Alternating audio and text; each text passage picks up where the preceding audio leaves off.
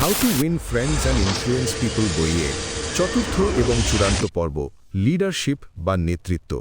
একজন সত্যিকারের নেতার টুল কিট বা সরঞ্জামের বাক্সটি কেমন হওয়া উচিত? ডেল কার্নেগির দেখানো পথে চলুন সেই বাক্সটি খুলে দেখা যাক।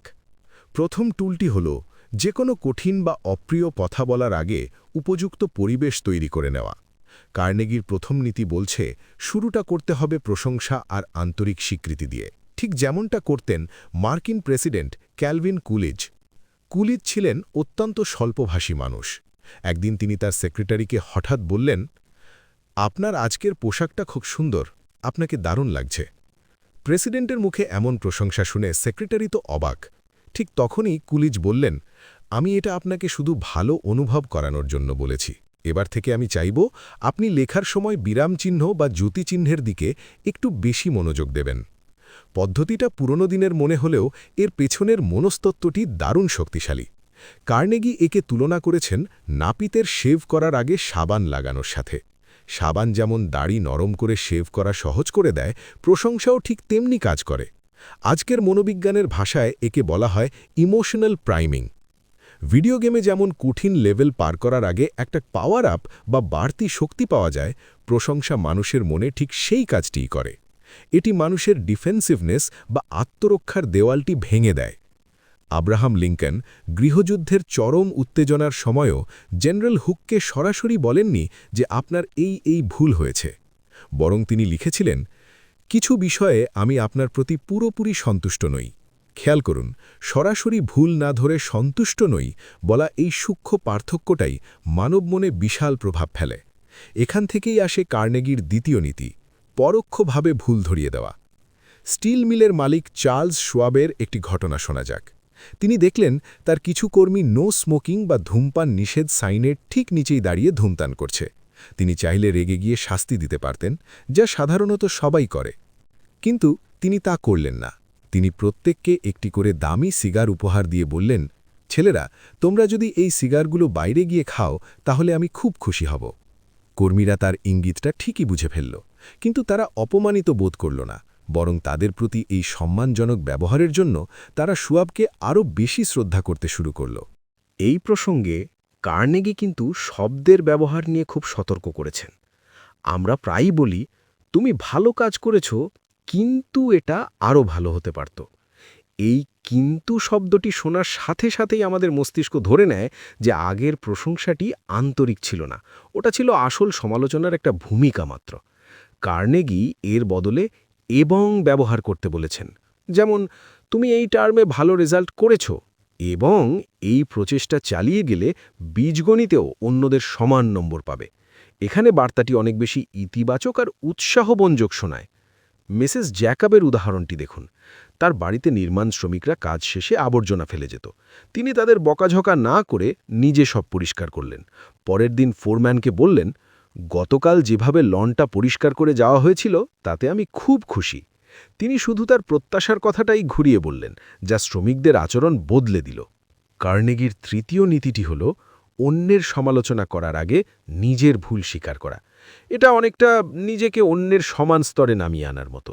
যখন একজন বস বা নেতা বলেন, দেখো, আমি যখন তোমার বয়সী ছিলাম তখন এর থেকেও বড় ভুল করতাম, তখন পরিস্থিতিটা অনেক হালকা হয়ে যায়। এটি প্রমাণ করে যে ভুল করাটা মানব স্বভাব, অস্বাভাবিক কিছু নয়। তখন অন্য ব্যক্তি নিজের ভুল থেকে শিখতে বেশি আগ্রহী হয়। German chancellor prince von Bülow সব সময় এই নীতি মেনে চলতেন। একবার কাইজার উইলহেলম এক মারাত্মক রাজনৈতিক ভুল করে বসেন। চ্যান্সেলর সরাসরি তার সমালোচনা করে ফেললে কাইজার প্রচণ্ড রেগে যান। পরিস্থিতি সামলাতে চ্যান্সেলর তখন বলেন, মহামান্য, আমি তা বোঝাতে চাইনি। আপনি বিজ্ঞান বা সামরিক জ্ঞানে আমার চেয়ে অনেক এগিয়ে। আমি তো এসবের কিছুই বুঝি না, তবে কূটনীতিতে আমার যৎসামান্য অভিজ্ঞতা আছে মাত্র। নিজের অজ্ঞতা স্বীকার করে তিনি কাইজারের ইগো বা অহংকে শান্ত করেছিলেন। এই তিনটি নীতি, প্রশংসা দিয়ে শুরু করা, পরোক্ষভাবে বলা এবং নিজের ভুল স্বীকার করা, সবগুলোর মূল উদ্দেশ্য হল কঠিন আলোচনার জন্য একটা নিরাপদ মঞ্চ তৈরি করা। মঞ্চ যখন প্রস্তুত, এবার আসল বার্তাটি দেওয়ার পালা। এখানেই আসে চতুর্থ নীতি, সরাসরি আদেশ না দিয়ে প্রশ্ন করা। কেউই আদেশ শুনতে পছন্দ করে না। বিখ্যাত জীবনীকার ওলভেন ডি ইয়াং নাকি কখনোই সরাসরি আদেশ দিতেন না। তিনি বলতেন, আপনি কি এটা ভেবে দেখতে পারেন, বা আপনার কি মনে হয় এটা কাজ করবে? প্রশ্ন করলে মানুষ মূলত সেই সিদ্ধান্তের অংশ হয়ে যায়। তাদের মনে হয় সমাধানটা তাদের কাছ থেকেও আসছে। এতে তাদের আত্মসম্মান রক্ষা পায় এবং তারা কাজটি করতে বেশি উৎসাহিত বোধ করে। সরাসরি আদেশ বিদ্রোহ তৈরি করতে পারে, কিন্তু প্রশ্ন সহযোগিতা আর সহামর্মিতা তৈরি করে। ইয়ান ম্যাকডোনাল্ডের কারখানায় একটা বড় অর্ডার সময় মতো শেষ করা অসম্ভব মনে হচ্ছিল। তিনি কর্মীদের সবাইকে ডেকে জিজ্ঞেস করলেন, এই অর্ডারটি সময় মতো ডেলিভারি দেওয়ার জন্য আমরা কি করতে পারি? তোমাদের কি মনে হয়? কর্মীরা নিজেরাই সমাধান বের করল, ওভারটাইম করা, কাজের পদ্ধতি বদলানো ইত্যাদি। যেহেতু সমাধানটা তাদের কাছ থেকেই এসেছিল, তারা দ্বিগুণ উৎসাহের সাথে কাজ করে অর্ডারটি সময় মতো শেষ করল। প্রশ্ন করার মাধ্যমে তিনি কর্মীদের সমস্যার অংশ না বানিয়ে সমাধানের অংশ করে তুলেছিলেন। আজকের কর্পোরেট কালচারে যাকে বলা হয় এমপ্লয়ি এঙ্গেজমেন্ট, এটিই তার মূল ভিত্তি। পঞ্চম নীতি, অন্যকে তার আত্মসম্মান রক্ষার সুযোগ করে দেওয়া। জেনারেল ইলেকট্রিক কোম্পানির ইঞ্জিনিয়ার চার্লস স্টেইনমেটস বিদ্যুৎ বিষয়ে জিনিয়াস হলেও বিভাগীয় প্রধান হিসেবে ছিলেন ব্যর্থ। কোম্পানি তাকে সরাতে চেয়েছিল, কিন্তু সরাসরি বরখাস্ত করলে এত বড় একজন বিজ্ঞানীকে অপমান করা হতো। তাই তারা তাকে কনসাল্টিং ইঞ্জিনিয়ার নামে একটি নতুন এবং সম্মানজনক পদ দিল। এতে স্টেইনমেটস খুশি হলেন, তার সম্মানও রক্ষা পেল, আবার কোম্পানিও কোনো ঝামেলা ছাড়াই তাদের উদ্দেশ্য পূরণ করতে পারল। ফরাসি লেখক আঁতোয়া দ্য সিঁথ এক্সুপেরি বলেছিলেন, এমন কিছু বলা বা করার আমার কোনো অধিকার নেই যা একজন মানুষকে তার নিজের চোখে ছোট করে দেয়। একবার আনা ম্যাজন একটা প্রজেক্টে মারাত্মক ভুল করার পর যখন সবার সামনে রিপোর্ট দিচ্ছিলেন, তখন তার বস তাকে বকা না দিয়ে বলেন, আনা, নতুন প্রজেক্টে এমন ভুল হতেই পারে, তোমার ওপর আমার পুরো আস্থা আছে। এই একটা বাক্যই তাকে আত্মসম্মান রক্ষার সুযোগ করে দিয়েছিল, এবং তিনি পরবর্তীতে দ্বিগুণ উদ্যমে কাজ করে সফল হয়েছিলেন। ষষ্ঠ নীতি, সামান্যতম উন্নতিরও প্রশংসা করা। কার্নেগি কুকুরের প্রশিক্ষক পিট বার্লোর উদাহরণ দিয়েছেন। একটা কুকুর সামান্যতম উন্নতি দেখালেই পিট তার প্রশংসা করত, আদর করত এবং খাবার দিত। মানুষের ক্ষেত্রেও এই একই নীতি কাজ করে। মনোবিজ্ঞানী জেস লেয়ারের মতে প্রশংসা হল উষ্ণ মানবাত্মার জন্য সূর্যরশ্মির মতো। আমরা এটি ছাড়া বিকশিত হতে পারি না। সামান্যতম উন্নতির প্রশংসা করলে মানুষ আরও ভালো করার জন্য অনুপ্রাণিত হয়। সমালোচনা প্রতিভাকে নষ্ট করে আর উৎসাহ তাকে বিকশিত করে। বিখ্যাত অপেরা শিল্পী ইনরিকো কারুসোকে তার প্রথম শিক্ষক বলেছিলেন তার গলায় সুর নেই, কিন্তু তার মায়ের প্রশংসা আর উৎসাহই তাকে কিংবদন্তি বানিয়েছিল। তবে মনে রাখবেন, প্রশংসা হতে হবে সুনির্দিষ্ট।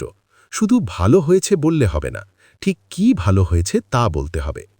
সপ্তম নীতি, অন্যকে একটা ভালো কাজের খ্যাতি দিয়ে দেওয়া যা সে রক্ষা করার চেষ্টা করবে।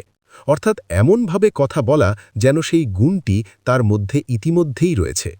মেকানিক বিলের কাজের মান যখন কমে যাচ্ছিল, তখন তার সুপারভাইজার হেনরি হ্যাঙ্ক তাকে ডেকে বললেন, বিল, তুমি একজন অসাধারণ মেকানিক, তোমার কাজ সবসময় নিখুঁত হয়, কিন্তু সম্প্রতি তোমার কাজে সেই পুরনো মানটা ঠিক দেখা যাচ্ছে না।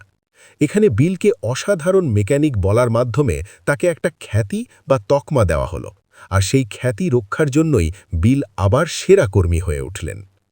অষ্টম নীতি, উৎসাহকে ব্যবহার করা এবং ভুলকে এমনভাবে উপস্থাপন করা যেন তা সংশোধন করা খুব সহজ। কাউকে যদি বলা হয় যে সে কোনো কাজে অপদার্থ বা তার কোনো সম্ভাবনা নেই, তবে তার উন্নতির সব ইচ্ছা নষ্ট হয়ে যায়।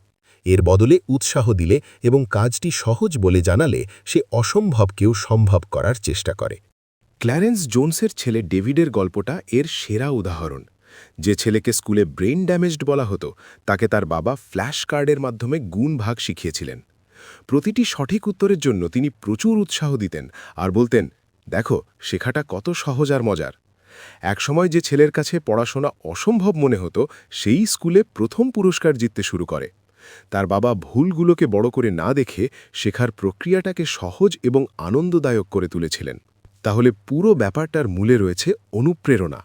আর শেষ বা নবম নীতিটি হল এই অনুপ্রেরণাকে চূড়ান্ত পর্যায়ে নিয়ে যাওয়া, অর্থাৎ আপনি যা চান তা করতে অন্যকে আনন্দ দেওয়া।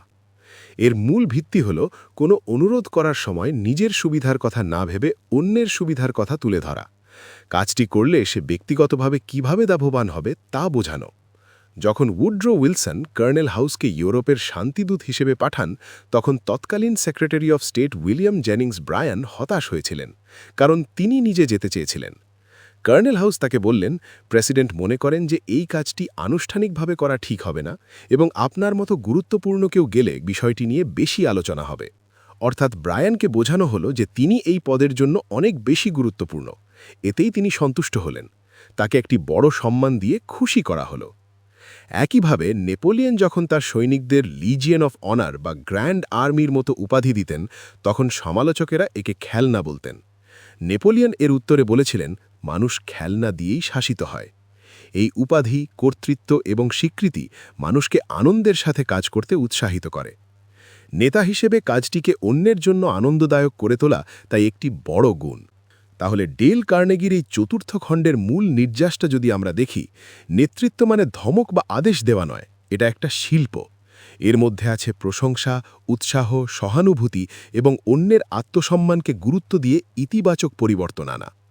এই 9টি নীতিকে আমরা মূলত 3 ভাগে ভাগ করতে পারি।